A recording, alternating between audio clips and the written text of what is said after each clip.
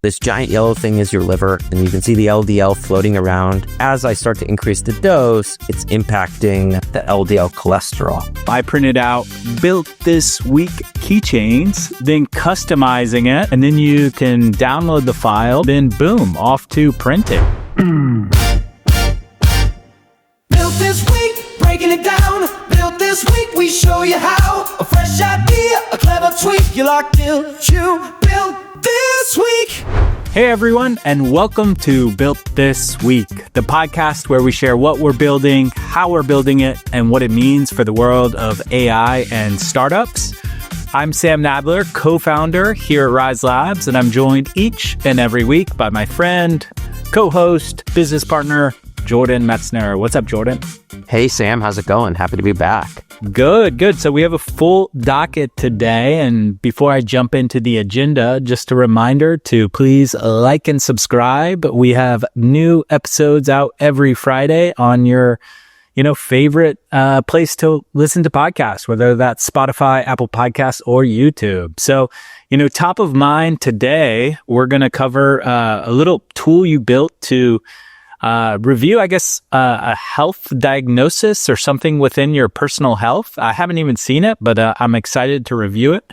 Then we're going to do a little demo into 3D printing. We kind of highlighted last week that we talked about 3D printing and got some inbound requests about what we're doing with 3D printing. So we'll cover a little bit there. And then lastly, some AI news. Awesome, Sam. Yeah, let's get into it. And, as you mentioned, like and subscribe on YouTube. We just hit 10,000 subscribers. So pretty big accomplishment. Super excited as we continue to build up the Built This Week podcast community. So please tell your friends and share these episodes. And that would go a long way for us. All right. You ready to jump into it? Yeah, I am. Show me what you built. Okay, cool. So a little background here and maybe a little personal information, but I have historically and genetically high cholesterol. It's a pretty common trait. I think statins, which are the cholesterol medications, are the highest prescribed drugs like in the United States or something like that. So this is obviously like a pretty common problem.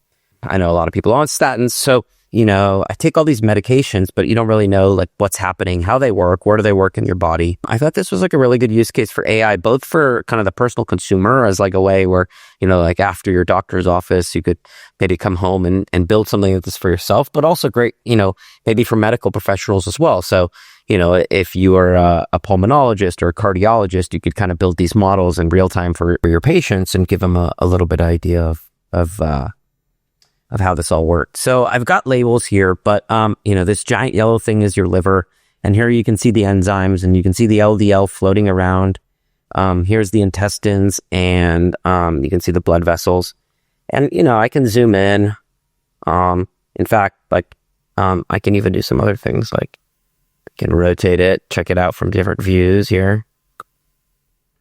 So this is a full 3-dimensional model of liver and intestines. All right. So we'll jump back out kind of to the outer view. And the most common statin is Crestor. I think Lipitor is also equally common maybe. But what you can do here is you can turn it on. And now Crestor is on. And you can see that there's a slight change. Now, this is only 5 milligrams of Crestor. But as I start to increase the dose, you'll see it's impacting the LDL cholesterol. And what you can see here is you have these other medications that you can add on as well. And so slowly, as you start to add on these medications, this is Zetia, which is another type of cholesterol medication, and then ultimately Repatha, which is a third cholesterol medication.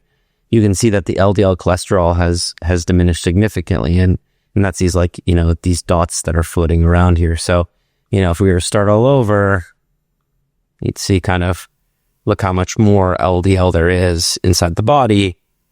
And then, as you obviously turn on these medications and turn up the Crestor, and then you can see this actually from different angles. So you can see the impact from the intestine and all the way through.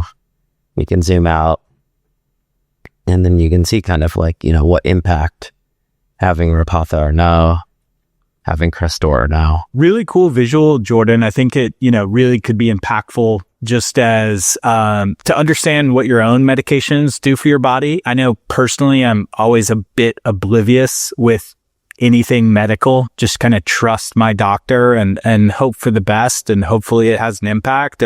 But I think this is a really quick way you can get a deeper understanding of what the intended impact is. And then secondly, I would say, I'm assuming this took you just a couple minutes to build. Imagine having a tool at the doctor's disposal just to, as they're prescribing something, or even a bit more complicated, they could just, show a quick visual to their patients to kind of ramp them and educate them a bit better about their care plan. So I think a really interesting way to use it. I'm also just thinking how quickly Claude developed this visual, like what that's outside of medicine, what visuals could be, really impactful in other industries. I don't know, whether it's agriculture or coaching, or I can't even, off the top of my head, can't think of anything too innovative, but really cool use case. Yeah, I think, anything like biological and nature. So whether that's like everything from like birth or, how a plant processes photosynthesis. You can just imagine like all those types of organic diagrams and how good they could look. It didn't take me very long to build. This is only using Claude. I'm not writing any code at all. I'm not using any third-party tools. I'm simply chatting with Claude. I chose Claude because they have a very good web rendering engine. I think if I did this with ChatGPT, it wouldn't come out nearly as good. You can kind of see the history of my prompts here a little bit. I did definitely go back and forth and, kind of coach it until I got, the outcome I was looking for. But if I look at my original prompt, it says like, build me an animated web tool that shows how the different cholesterol medications work, turning on and off these different medications and showing how they work. And so like, I kind of had like a 2D model. Then I scaled it up to 3, and then I added kind of these like autoplay demos and labels and things like that. So yeah, hopefully that's a good demo of that. But I think when you go to the doctor nowadays, usually you end up like kind of Googling or ChatGPT searching kind of whatever medications they prescribe you anyway. But this is one step further. But yeah, I think to your point, this could work great for doctors' offices. For medical professionals of all fields. Yeah. All right, cool, Jordan. Thanks for that demo. And just moving on, I'm going to cover, it's technically not AI, but we did get a few inbound requests, kind of what we're doing with 3D printing. And I would say both you and I are 3D printing enthusiasts. Last week we covered, how we're using Nano Banana to change 3D printed artifacts into e-commerce images, ready to sell on our e-commerce webpage. And I thought I'd cover a little bit on how we just build and do things with 3D printing. So really quick, both you and I have a 3D printer. And we both have the X1C. Really quick, if you're not familiar with 3D printing, there is a few major brands, but one brand we like to use is Bambu Labs. We both have a Bambu Lab printer. And then there's different marketplaces where you can get different files to print. Our favorite is MakerWorld. And it's actually really, really simple. In kind of this example, I printed out 2 built this week keychains. So BTW, I've got one for you as well. I'll mail it to you. And it was as simple as finding the keychain, then customizing it. This is super simple, and I can do, Jordan, generate. And obviously there's way more complex files. And then, once you generate it takes a minute. Once you generate, you'll see how it comes up. And then you can download the file and then boom, off to printing. So a little cute kind of deviation from what we're normally covering, but, a great way to highlight something that, if you're a builder, printing, you're having your own little factory in your house where you can print pretty much anything as long as it fits within the container. I mean, you can print shelving, you can print canisters, you can print I mean, who knows? Literally, the sky's the limit. But, we got a little bit of inbound, so I thought it'd be fun to cover how you can, print. If you're a builder, how you can use 3D printing to build new stuff. Yeah, well, one of the reasons I want to talk about 3D printing, just because, like, one, obviously it's a builder trait, but it still also feels very early. I mean, these machines are pretty progressive and work really well, but I think we can both admit that they do require a significant amount of maintenance and upkeep in order to work properly. And you can see how these machines will get better and better and like require less maintenance and, allow you to print more and more and cooler stuff. And then imagine just connecting AI to 3D models to the ability to, pretty much dream up and print whatever you want. Oh, yeah. I think, one of the actually more challenging things for me is customizing a file. Like the example I gave was a really simple one. I was just changing the text, but, customizing theoretically this tank right here. It's a little bit outside of my 3D printing skill set. That would be, I think AI could, accelerate, a lot of these files are pretty complex. So I think, having an AI, I'm sure they exist. I haven't even really explored them yet, but having an AI tool that could like easily customize these complex files. So I could take something that already existed and tweak it the way I wanted would be, I think, an exciting application for AI and 3D printing. Okay, cool. What are some of the favorite things that you've printed before? I print a lot of fidget spinners or fidget tools. I've printed some kitchen tools, like ladle holders. I've printed some travel tools, whether it's like cable organizers or little pill canisters. Here's just on my desk, a little fidget tool that I fidget with frequently. It's really fun to print personalized kind of birthday things, which I do frequently for my daughters. And, as mentioned in our last podcast, my daughter and I are starting a little business. We're printing these charms and selling them and all going to a good cause. So I don't know if I've unlocked this is a critical use case to my life yet. But it's fun little knickknacks and occasionally some, helpful little tool for around the house. I mean, I printed a lot of different things from containers, the bowls. This is a phone holder, that I have on my desk. Let's see. I've got like a pencil holder here. A bunch of other stuff. Looks similar. That's always fun. I guess we have similar taste. All right. Well, anyway, 3D printer is an awesome tool. One more tool in the builder toolkit. All right, let's jump into the news really quickly. So first up, news story up. Reddit is in talks with Google to extend their data sharing. Initially, Reddit had done a $60 million deal with Google and looks like they're in talks to do deeper integration into Google AI. To me, this seems really obvious, especially because of, how rich the content is on Reddit. I certainly enjoy Reddit, but I do find it to be a place and a source of truth. And I think that becomes critically important to some of the LLMs. So, you get a lot of great reviews of different products and services on Reddit. And I think that's drives downstream to be critical to these LLM models. But curious what your thoughts are here.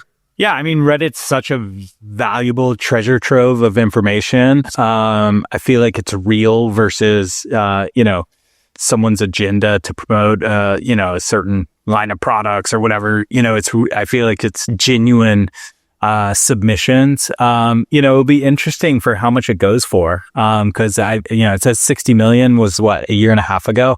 I'm curious if that number increases greatly or if it stays around the same. But it makes a ton of sense, and excited to leverage Reddit information at the touch of a button via OpenAI and Gemini. All right, moving on. Also in big tech news, Groq with a Q raised another $750 million at a almost $7 billion valuation. So I don't know if you use Groq with a Q, but I do like it a lot. It seems to be one of the market leaders in hosting open source models. It's incredibly fast.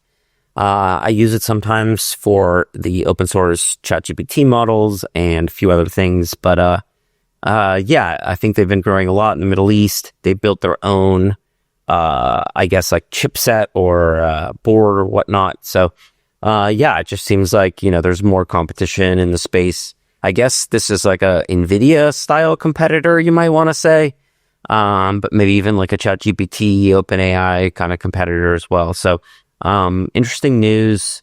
I would have expected a higher valuation here, but maybe this is reflective of their revenue or their growth. But yeah, I don't know. What are your thoughts are here? Yeah, I mean, obviously it's a very large round and still a very large valuation. I also would have expected a higher valuation, just everything I've been hearing about Groq for the last, several years. But, I obviously don't know the numbers. And, I know we've used it in terms of some open source use cases, but still, I mean, congrats to them, and exciting to see more and more companies have a shot at being, really competitive players in the space. Yeah, more competition, I think, is just going to be good overall for the AI community. All right, one last story here. Lyft and Waymo sign a deal to offer rides in Nashville. This story came to me as a surprise. I know Waymo is expanding markets beyond Los Angeles, and I just read that they are doing the airport in San Francisco.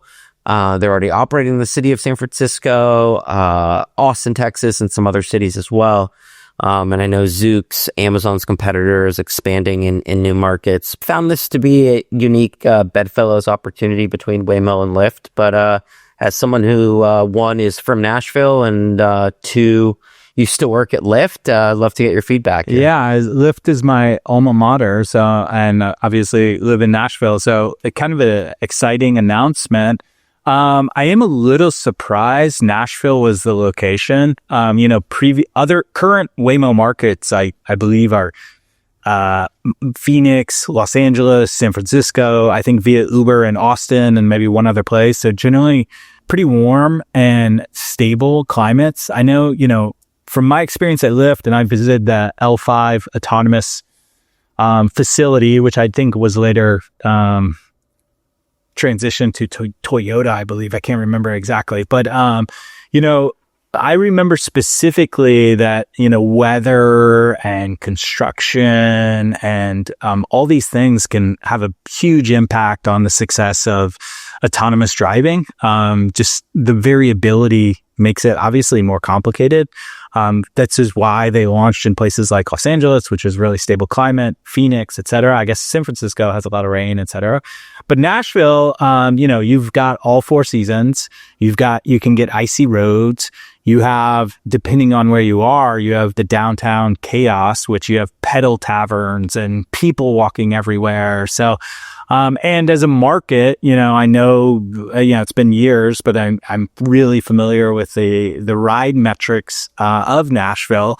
And Nashville's not nearly as big as other cities. Maybe that's why they're launching it here first. But, its ride volume is not nearly as big as places like Philadelphia, Miami, Chicago, all these other, big metropolitan areas, Dallas, etc. So I'm excited to have it here in my market.